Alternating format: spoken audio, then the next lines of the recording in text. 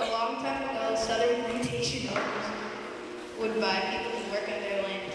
These people were called slaves, and they were forced to work for little or no money and had few rights. In the early days of slavery, the United States faced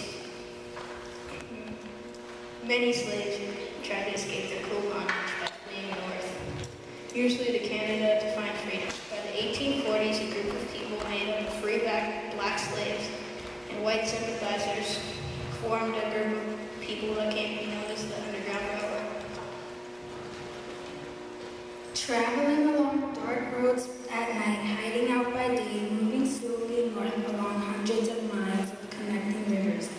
The runaway slaves endured many hard times. Slave catchers hunted them down with dogs. Many slaves who were caught trying to escape were killed.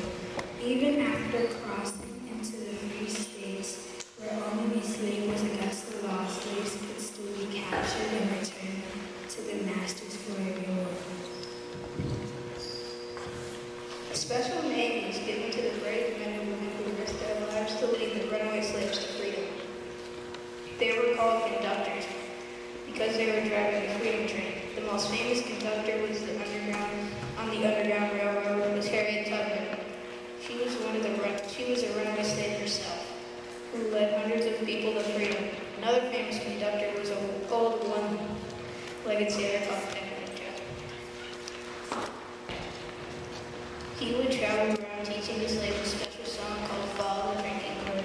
The slave masters didn't know it, but hidden in the lyrics of the song were secret directions of how to follow the Underground Railroad to freedom. The freedom train was not an actual train. It described small groups of people traveling together to find freedom.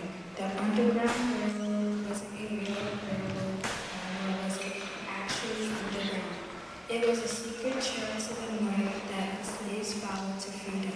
It was nicknamed the Underground Railroad because it had houses and barns that the slaves could stop at to hide during the day, much like a train stops at stations along its route. Underground meant that it was kept a secret. The story you are about to see and the songs you are about to hear are performed in honor of Harriet Tubman and all of those people she led to freedom. Long ago, before the Civil War, there was an old sailor named Peddler Joe. He had been injured at the sea and only had one good leg. The other leg was a wooden peg. Joe traveled from cotton plantation to cotton plantation, offering his help as a handyman, fixing broken fences, wagon wheels, and farm tools.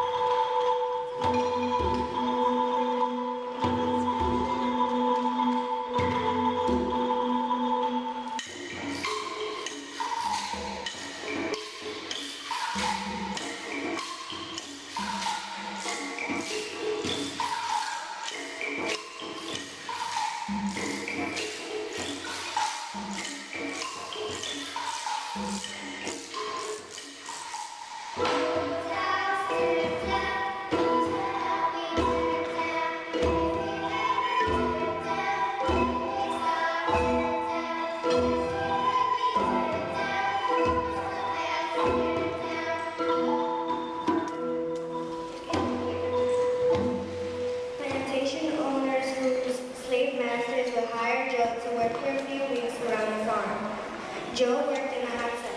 He watched the slaves from a distance. He saw how the slave drivers were mean to the slaves, making them work all day without a break, yelling and screaming at them when they would stop to rest, and never letting them stop for even a drink of water. Joe listened as the slaves worked and sang together. They would sing songs, pass time, and keep their minds off of the trouble, heat, and pain.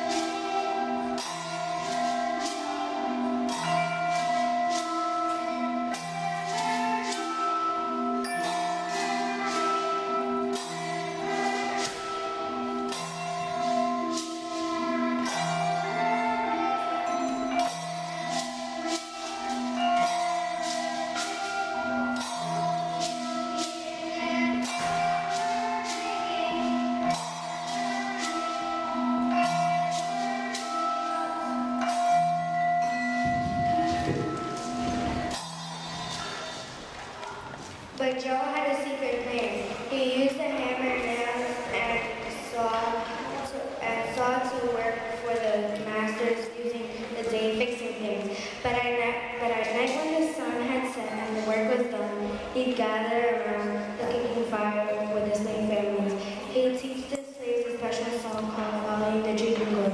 It was a song that was a secret tale of freedom.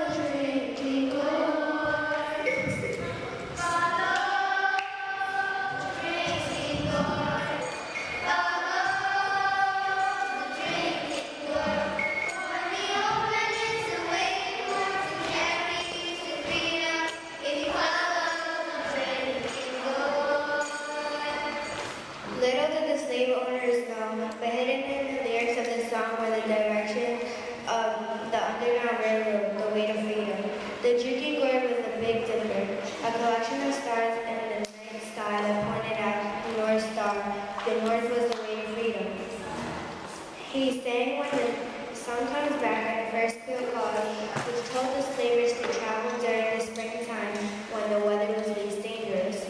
Peg and Joe stayed for many nights singing with the families.